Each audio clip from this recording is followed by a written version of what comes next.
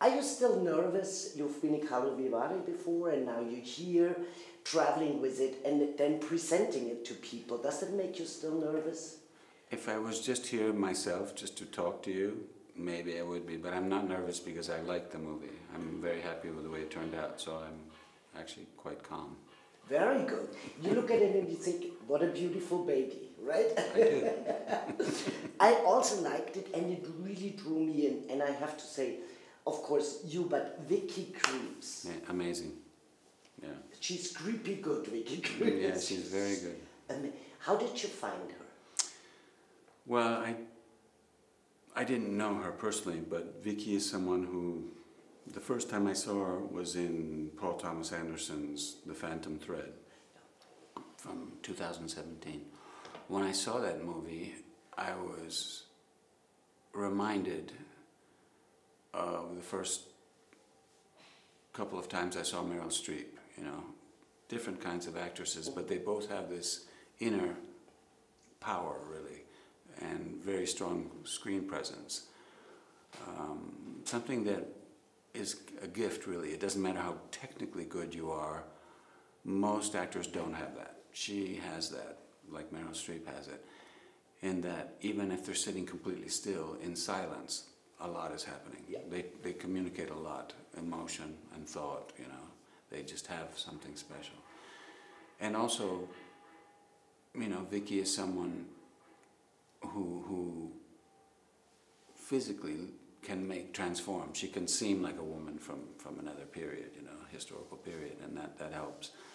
But it was mainly this inner strength she has. And so when I finished writing the script and was ready to show it, to find the money to shoot this movie, I needed to find Vivien first. She's our main character. And I thought of her right away. I also had to think of some other actresses, because you never know if she's available or wants to do it. Is that a problem? We can't do anything about it. We can't. And when Vicky said yes, which she said yes right away, I was really happy, because then I knew that we were not limited, that we could make not only an original Western, but a story with a really strong woman in the center of the story. And she did more than I dreamed. It was just beautiful. Yeah, amazing. Also, exactly what you say.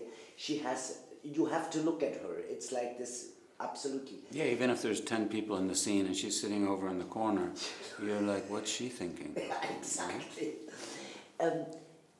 But do you remember where you were sitting or what you were doing when you first had the idea, I'm gonna write that script, and what was the trigger, what happened?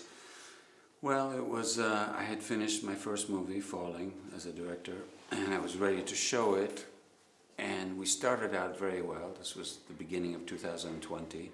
We got an invitation to the Cannes Film Festival, and I was like, wow, first movie, and that's great. We're going to go compete in this festival, very important festival.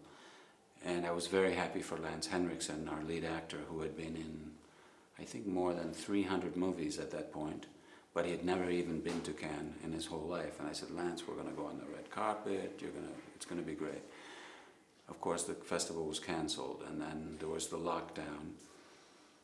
And even though we were invited to many festivals, most of them were canceled. So I thought, what do we do? So, like most people, I had time on my hands. I couldn't go anywhere for a few months. And so I read a lot, I wrote a lot, and I wrote a couple of stories. But this one, maybe in a way it had to do with the fact that I couldn't go anywhere, so I was imagining these landscapes and being on a horse and so forth. I don't know. But the very first image that came to me was of a little girl running around in a forest, which you see in the movie, who's kind of a stubborn, mischievous girl who's very her own person, you know, very independent little girl. And she grows up to be a very independent, strong-willed woman, you know. And I thought, okay. And this was someone who was inspired by what I know about my mother and her childhood. Same kind of landscapes, forests, all that. My mother was always, you know, like Vivien, an ordinary woman, but very curious about life and other people, and wanted to make up her own mind about things. Nobody was going to tell her what to think, you know. And so I thought, okay, a woman like this, where do we put this person? If I'm writing a story, I thought, well, we'll put her in the 19th century in the Wild West, because it'll be difficult for her, more difficult than now. You know, a place that's kind of lawless and wild and dominated by a few corrupt men who are powerful and can be violent. This will make it much more difficult for her. So that's how it began. And it made it more difficult for you because you had to put yourself into the shoes of, you know, a female perspective, right? You had to think like, what would she do?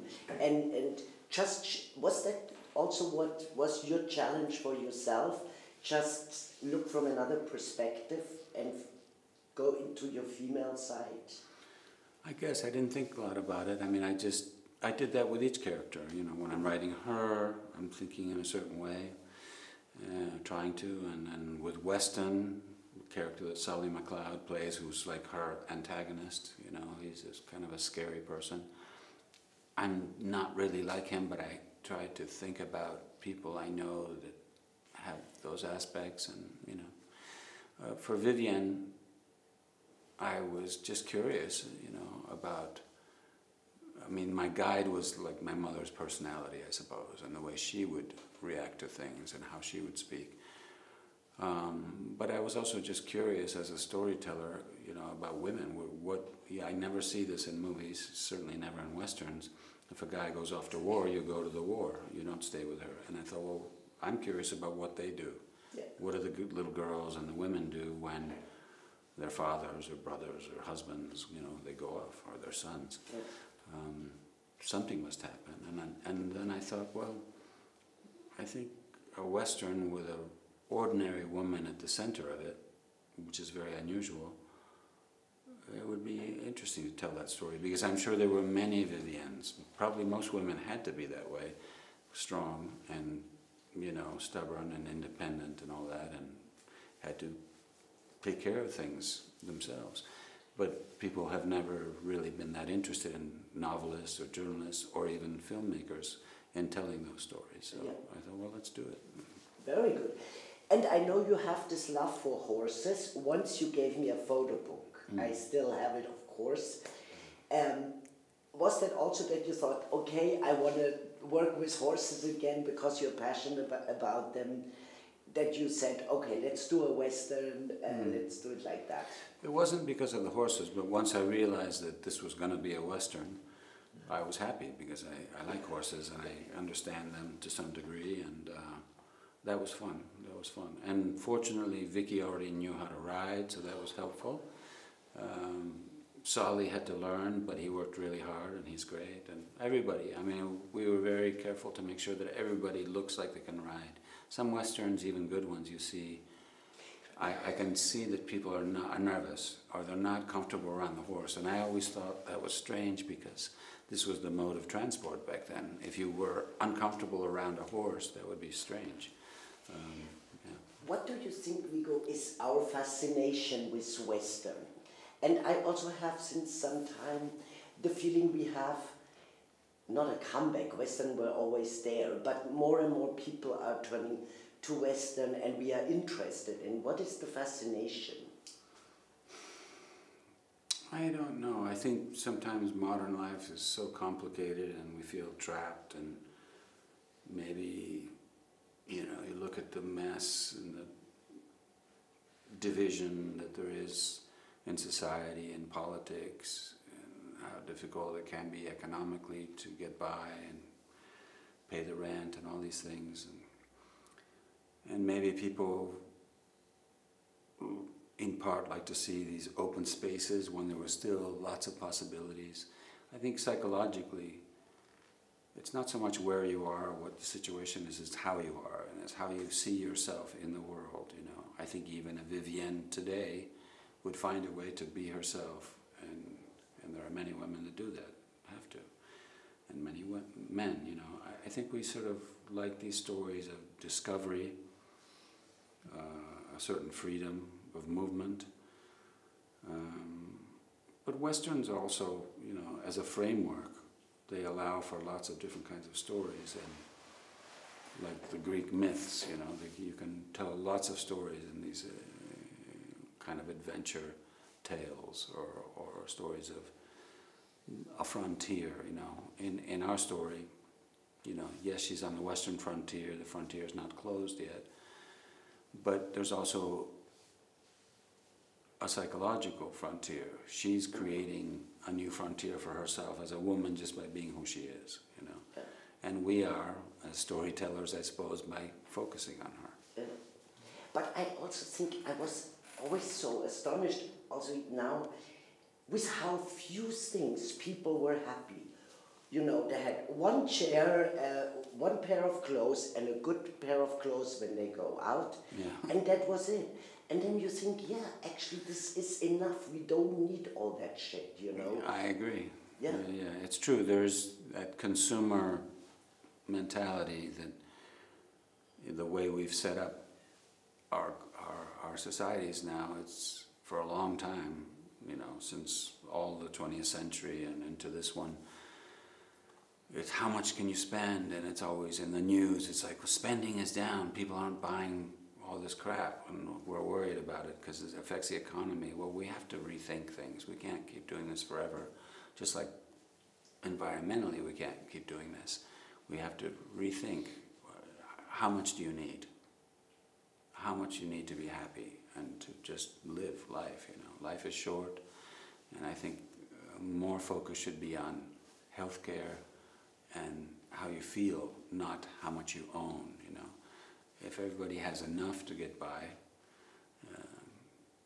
you know, then they can focus more on what's important, on their relationship with people, their relationships to themselves, you know. But it's a struggle. You can numb yourself with consumerism, you know. Sure. This is what you do. Last question, because she gets nervous. You're living in Madrid. How much does Europe shape your, did it shape you in any way, or made it you different, or you have a different perspective? I divide my time between Europe and North America because I have family in the U.S. and I spend a lot of time there, and Spain and Denmark because I also have family there. Yeah, I mean, even as a little kid, I mean, my family always traveled, so I grew up with different cultures and languages, and so I naturally am interested in them. I don't see it as threatening, people that are different or sound different. I think it's interesting. I'm curious about it. And I think each generation, doesn't matter where you live, I think it's just a question of educating yourself, or hopefully for children, the parents educate them to not be afraid of what's different, you know. Because a lot of the problems we have in the world and these social political divisions have to do with ignorance, and ignorance breeds fear and mistrust and prejudice, and I think that's important. So I've been lucky that I've always been traveling and exposed to different cultures, so I like it. I've for a long time thought that it's always more important how you are than where you are.